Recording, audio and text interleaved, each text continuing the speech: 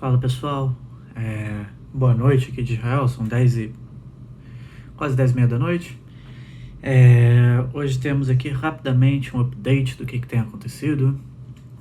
Primeiro, Israel se movimenta para voltar de alguma forma à normalidade, talvez com algumas atividades econômicas essenciais, aumentando-se o nível de produção, para o que a gente chama de saída do lockdown.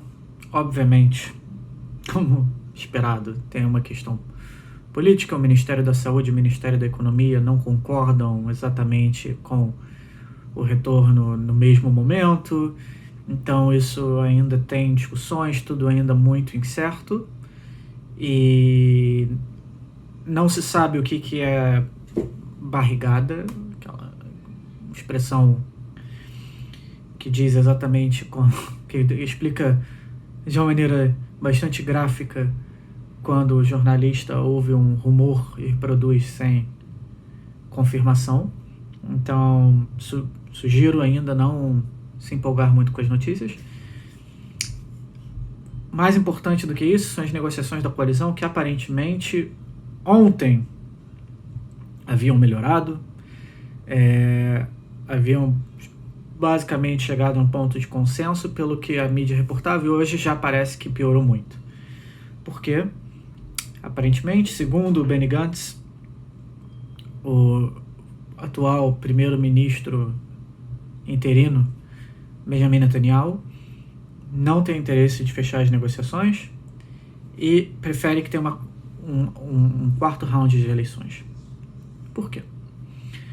Segundo uma certa notícia, algumas notícias de uma pesquisa eleitoral que saíram no canal 12, o partido dele, o partido de Netanyahu, o Likud, ganharia 40 cadeiras na próxima eleição, o que faria a formação de uma coalizão muito simples, porque ele teria aproximadamente 64 mandatos do bloco da direita e ele precisa de 61. Isso aqui em geral acontece bastante. As pesquisas eleitorais, elas influenciam decisões de uma maneira bastante clara. Foi a mesma coisa que aconteceu nas últimas eleições, que o Netanyahu esperava poder formar uma coalizão com 61. Então, a partir do momento que ele se vê seguro para formar uma coalizão daqui a pouco, ele não vê necessidade de fechar as negociações. O que isso quer dizer? Já tem uma data para as quartas eleições, em agosto, e o tempo do Gantz de formar uma coalizão acabou. O presidente de Israel, Rivlin, mandou um mandato para formar uma coalizão para o Knesset. Então, basicamente, qualquer membro do Knesset que consiga 61 apoiadores, 60 apoiadores, ele consegue formar ele consegue se tornar primeiro-ministro. Isso em geral não acontece, tá? Geralmente são os líderes de partido. Principalmente no Likud, não existe a menor possibilidade, porque o partido já demonstrou muito claramente que não quebra para contestar a liderança de Netanyahu. E complicado.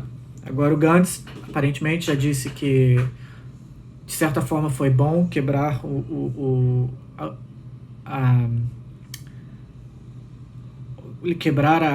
lista eleitoral anterior com o Yesh Atid e o Telem, porque agora os partidos conseguem ter separados mais votos do que teriam juntos. Tudo ainda muito especulativo.